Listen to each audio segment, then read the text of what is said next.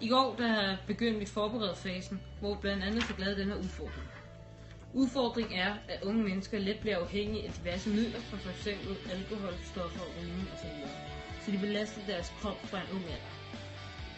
I dag, tirsdag, anden dag, har vi været i gang med forståfasen, hvor vi blandt andet har lavet den her. Hvor vi ligesom har skulle danne os et overblik over, hvad vi ved, hvad vi tror, vi ved, hvad vi har brug for at vide, og hvem vi skal spørge, og hvor vi skal vide. Vi har alle sammen været rigtig gode til at komme med idéer, til ligesom...